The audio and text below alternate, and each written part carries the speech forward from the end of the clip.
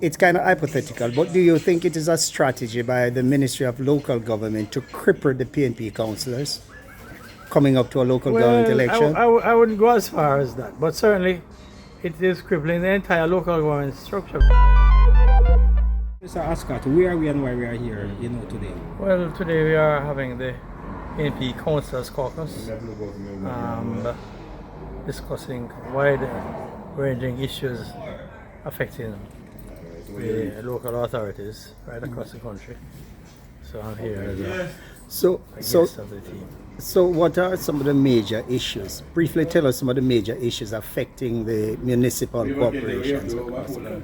Well, some of the major issues that came out was the issue of the untimely availability of funds, and many of the councils have just not been allocated resources on a timely basis to deal with the routine maintenance of things like municipal roads, drains, just routine matters. And so most councils now are tardy, especially in the rainy season where we have heavy overgrowth. The citizens are feeling the effects. We have a situation with dengue in the country.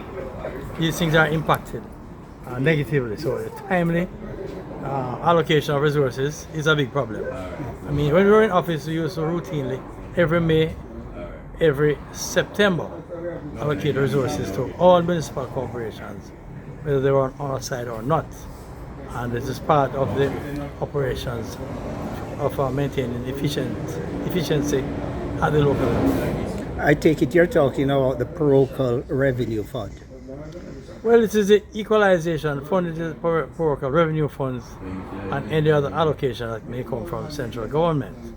And we know that the local authorities are critical in Jamaica, the closest form of government to the people. And so we think the democratic process should ensure that they are empowered to do what they were elected to do. As the caucus take a position on the way forward in terms of, getting the government or the Ministry of Local Government to disperse these funds? But as we speak, they are in deliberations, and I'm sure at an appropriate time they will put out a release of what are their demands on the government. And Mr. Arscott, in recent time when, since the government allocated funds, realized that the parish councils are not getting funds, things are diverting to the MP. Do you think this some sort of way, it probably in the near future get rid of, the councillors? I don't think the funds are necessarily being diverted to the MPs. What we're speaking about is that the funds are being withheld in the ministry. And I don't know what is a program or what the reasons are, but the three strategic laws that pretty much outline modus operandi of the councils stipulates how these funds are to be dispersed. And so the councils need to follow the law, and the minister need to follow the law to ensure that the local representatives are respected and treated as a partner in the whole process of governance in Jamaica. So when laws are broken, former minister, it becomes a court issue. Is your caucus thinking in that direction? Well, I'm not so sure, but I would advise them test the laws, because injustice is being meted out on some councils. The people are suffering because of lack of critical services to be provided to them. And so I would suggest and I would support a proposal to challenge any one of the issues in court, or test it, or frankly sit down with the minister and demand what is rightly yours. Do you think ALGA, have any teeth? Because probably these matters, should have gone to ALGA, and then, ALGA, would have seat representation. And personally, I would say that ALGA, they would like the president for ALGA would be, somebody from the opposition side, because they think things would have been more balanced. Could be, because ALGA being a part of the government tend to be evasive, and they support the government, so they would not come out against the government. And so therefore it would be a novel idea to have the ALGA chairman being from the opposition side.